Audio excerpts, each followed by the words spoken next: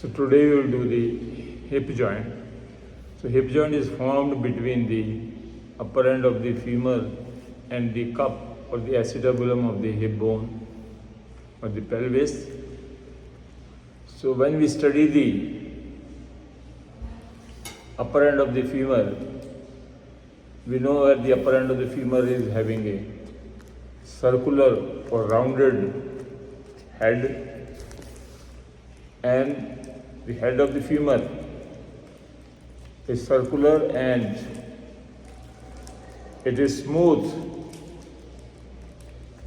because of the attachment of the articular cartilage, and this part is the neck of the femur, which is rough and having many nutrient foramina.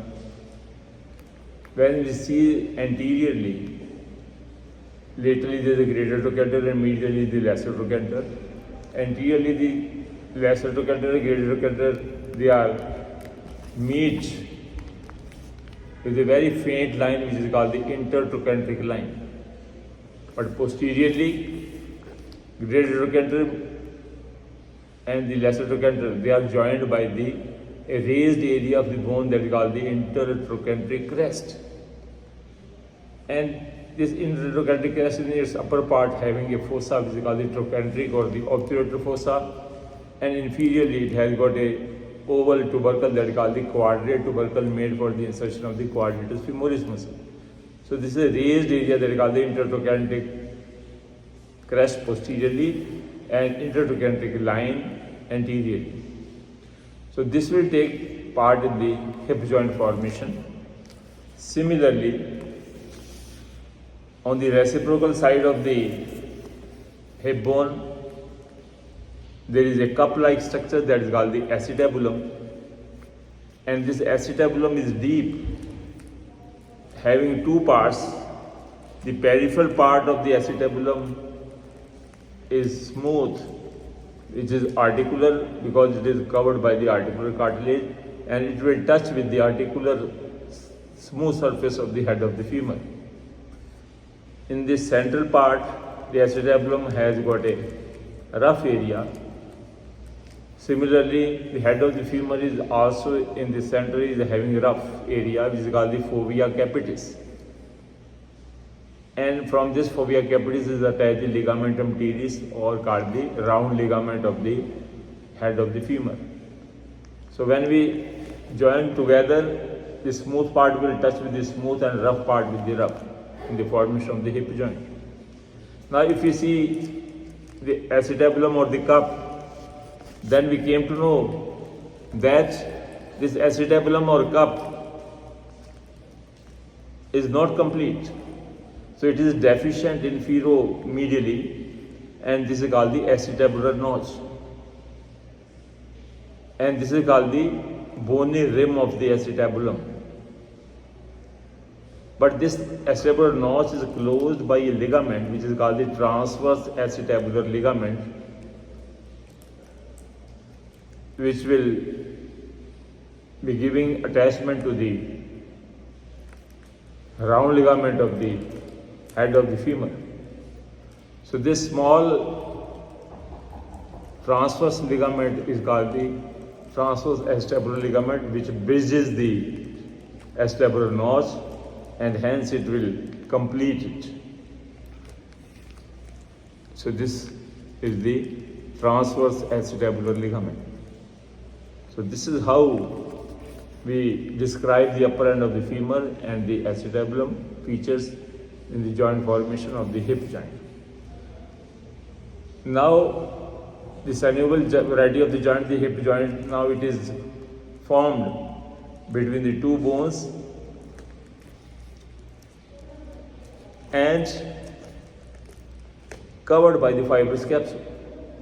So the fibrous capsule covers both the bony parts of the hip joint. But attachment is very important. On the femur side,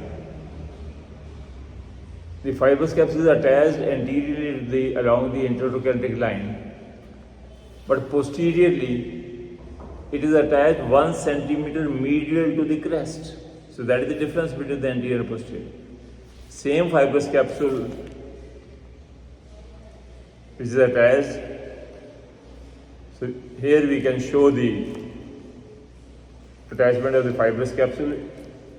So fibrous capsule is like a sellotape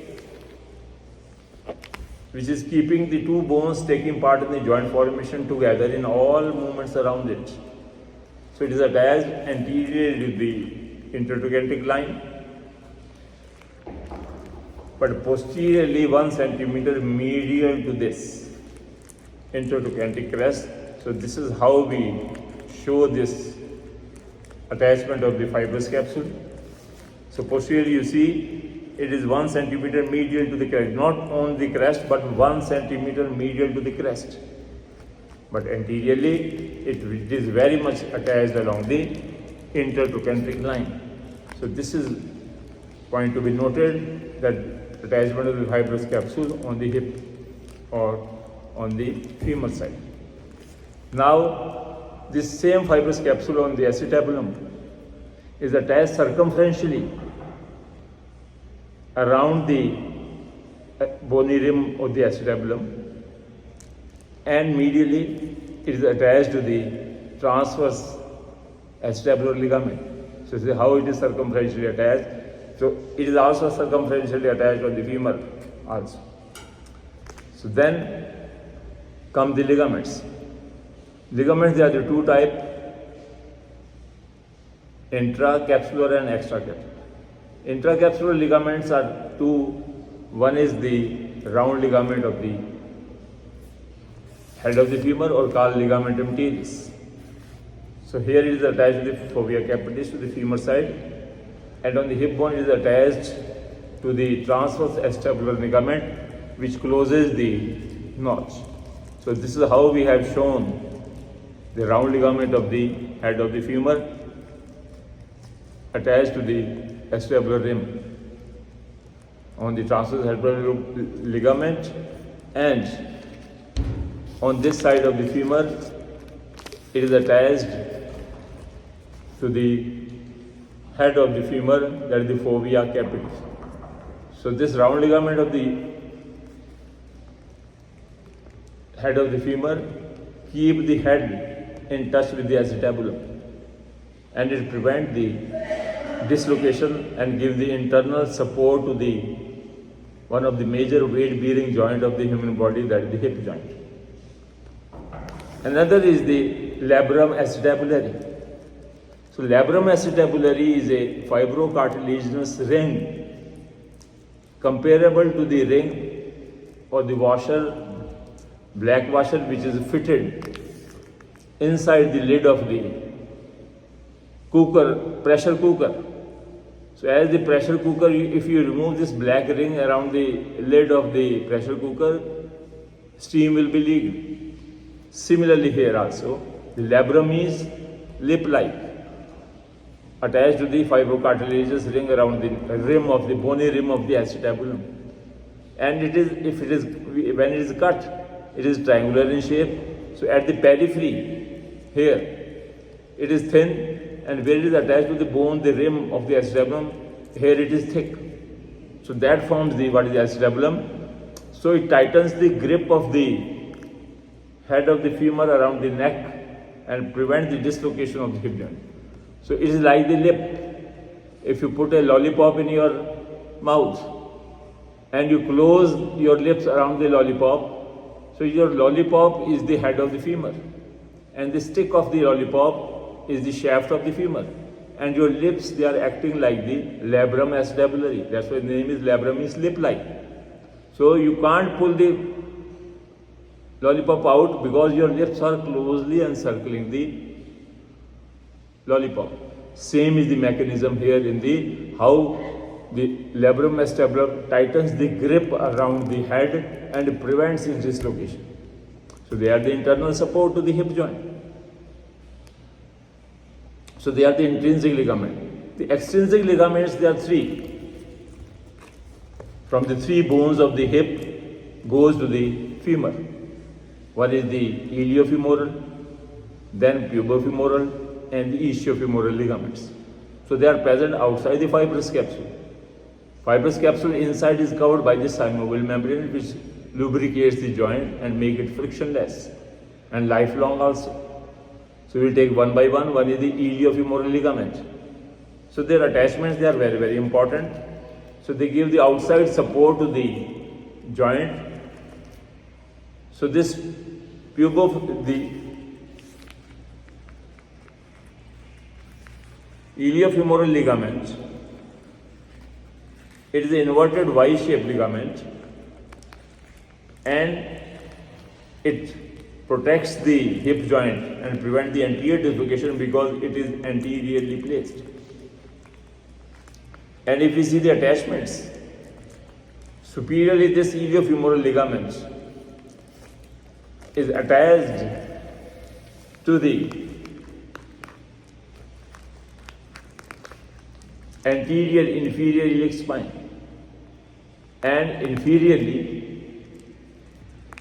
it bifurcates with upper and lower band, which is attached to the intertrochanteric line with a gap in between. So this is what is the vertical or very powerful ligament of the hip joint, that is called the iliofemoral. Then comes the pubofemoral ligament. So this pubofemoral ligament, it also protects the joint from anterior aspect. And this pubofemoral ligament is attached to the iliopubic eminence plus the pecten pubis and pectineal line and superior ramus of the pubis bone. So from all these points, the fibers, they run laterally and attached to the intertrochanteric line. The gap between the left by the iliofemoral ligament is closed by the attachment of, that is the pubofemoral ligament. So this is how the anterior lead is protected. Then comes the third ligament, that is called the ischiofemoral. So ischiofemoral ligament stretches between the ischium and femur. So if we look the ischiofemoral ligament, this ischiofemoral ligament attached to the ischial tuberosity on its lateral aspect, and another fibers of the ischiofemoral ligament, they are attached to the posterior aspect of the acetabulum, parallel to the attachment of the fibrous capsule. Then the fibers of these ischiofemoral ligaments, they run laterally and downward, and they get attached to the what is called the trochanteric fossa. So it protects the hip joint from the posterior and the inferior aspect, that is called the ischiofemoral ligament. So they give outside support and protect the and strengthen the not very much strong fibrous capsule of the hip joint. So this is how we do the bony part, the ligaments around the hip joint. Thank you.